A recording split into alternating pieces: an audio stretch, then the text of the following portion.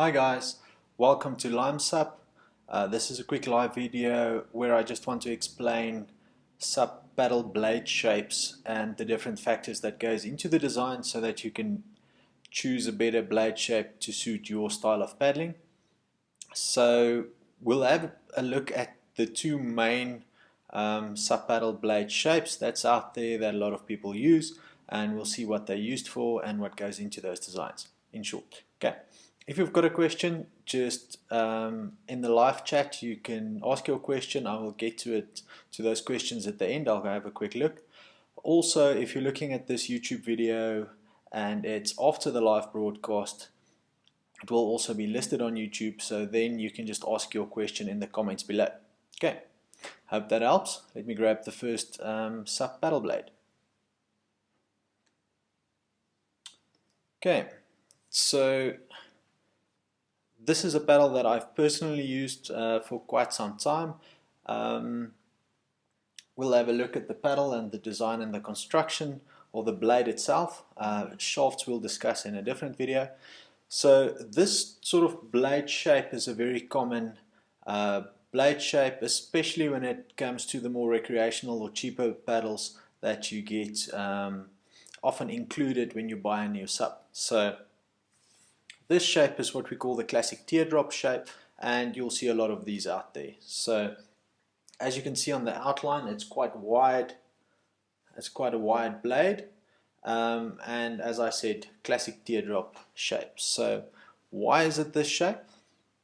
So a teardrop paddle blade or shape means that from where the shaft goes into the blade and the blade starts to the tip or the toe of the paddle blade, it's actually quite compact. It's quite short in that direction, but in this direction it's quite wide. So what does that do?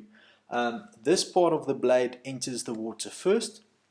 So as this enters, you've got a very wide piece, and very soon you've got full or a lot of power or a lot of resistance as you're pulling on this blade. So what this gives you is when you're paddling out in the surf and you want to get a couple of 2, 3, 4 quick strokes just to get on a wave, get quick acceleration, this wide short blade will give you that.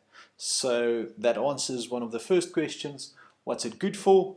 It's really good for surfing. So ocean surfing, if you're doing any paddling in the ocean and you want to surf and you've got a board that can surf nicely, this sort of shape works well for ocean surfing. So it gives you a lot of power very quickly as the blade enters the water. Okay. One of the negatives of a blade that's this wide and short would be that it puts quite a bit of strain on your body, a lot more power, and also some people say that it strains their shoulders. But as I said, when you're surfing, you're just doing 2, 3, 4 quick strokes.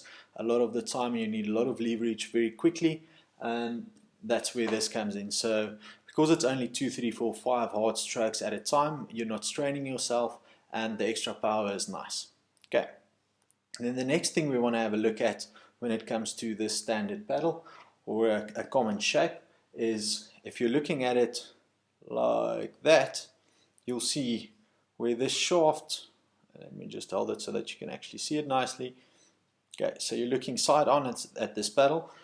The shaft is vertical, and you'll see if the shaft continued, there's actually an angle where this blade is offset at an angle from the actual shaft. That's what we call the back angle. So 0 degrees would mean the blade would have been flat in the same direction as the shaft. In this case, as I rotate it, you can see we've got that back angle on this one. Let me see, which way can I go? Go this way. So there you can see the back angle nicely. With this back angle, what this means is when the paddle's in the water and I'm pulling the shaft, well, I'm basically pushing the board forward when I'm paddling, but it feels to your body and to the shaft as if you're pulling the shaft backwards. Okay, so as you're putting pressure on the shaft, the blade needs to stay planted in one spot in the water. But what a normal blade, if it wasn't offset, would like to do, as soon as you put pressure on it, it will actually just what we call flutter. So the blade would start twisting in your hand, flutter, twist in one of the two directions, and that will allow the water to actually shed off the blade and will get rid of that power that you're putting onto the paddle shaft. Okay, so the back angle, what that does is it forces the blade to be the last thing coming forward, and it means that this blade will stay planted without fluttering.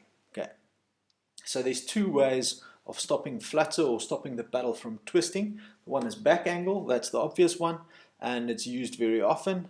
The other way of stopping a blade from fluttering is what we call dihedral. You'll see there's two surfaces that's actually moving at an angle to the flat face. So these two angles, or dihedral angles, will mean that some of the water will actually flow across and off the side of the paddle blade. What that does is it plants that paddle blade in one place and it stops this flutter. So a combination of the two, the dihedral and the back angle, will make for a paddle that stays in one spot. So when you're buying a paddle, if it hasn't got a lot of dihedral, make sure it's got a nice back angle. So normal back angles on paddles like this would probably be in the 14, 15 degrees, maybe even more, and that would make sure that this paddle stays in one spot as I put pressure on it. Okay, so this is the one paddle that I wanted to have a look at. Last thing, just the construction. This is a standard nylon blade or a plastic blade. Especially on the nylon ones, they are really rugged. If you're paddling where there are lots of rocks, for instance, whitewater paddling, where you oftentimes paddling in shallow water where there's rocks underneath and you're scraping your paddle like this will last a long time. You can see it's very flexible, not so flexible that you'll actually feel it while paddling, but hitting it on stuff, it will last a very long time. So that's a good option if you want something that will last a long time. It's a bit heavier than some of the other constructions, but in durability, yeah, makes up for it. Okay, so that's the first one. Let's have a look at the second paddle.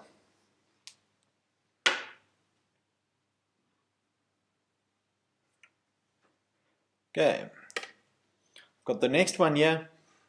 So this paddle, if you look at this blade shape immediately, you can see on this blade shape it's a lot narrower. So the width of the paddle, let me just get the reflection of the way, the width of the paddle is a lot less, but it's also a lot longer. So when we're looking at blade size, if you're a really big strong guy, you want a bit of a larger surface area.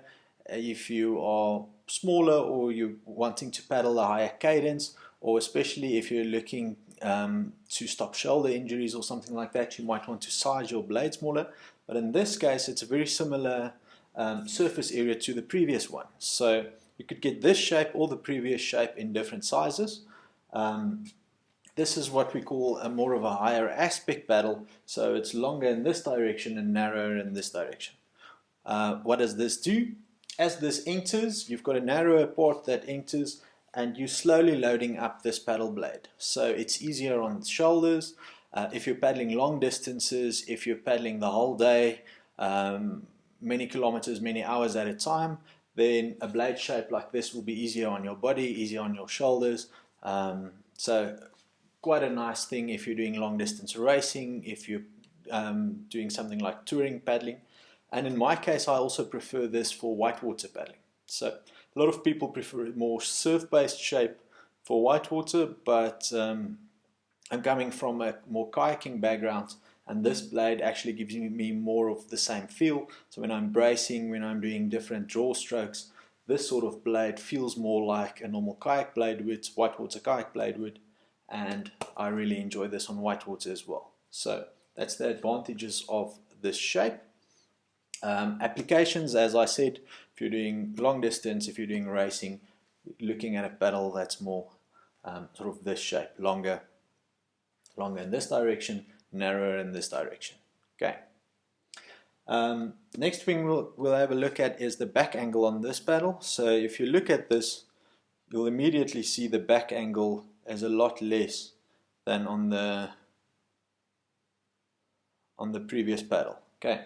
So that means that on this paddle, Get it so that you can see it again. So on this paddle, this angle that it goes backwards is a lot less than on the previous one. So this one is probably around about the 7-8 degrees, I would guess, but definitely under 10 degrees back angle. That means I'm expecting to see a bit more dihedral. So these two faces that shed some of the water would be more prominent. So you'll have more water coming off the sides of this paddle to keep it planted. The advantage of having this small back angle for me also on whitewater is that when you're bracing on both sides of the paddle, using either the back or the front face, or using draw or rudder strokes, it just feels more direct, and I've got better control over what the board is doing when using a paddle with less back angle. So that helps. I'm enjoying this paddle a lot.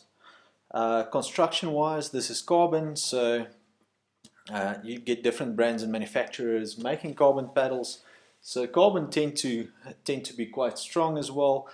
You've got a weight advantage. It's not as flexible, and yeah, with impact resistance, it's not as great as something like a nylon or yeah, similar sort of blades. So with the carbon, you have to look after it, you have to pack it carefully, especially carbon blades and carbon shafts especially get damaged in transport. So if something falls on it, if it gets knocked on something, that's when you sort of lose structural integrity on carbon paddles. Usually paddling them, it's fine.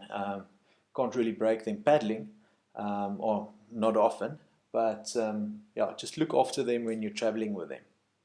So yeah, that's basically different paddle blades and shapes explained. I hope this helped. As I mentioned, if you've got a question, just leave it down in the comments. Let me quickly see if there's any. No new questions.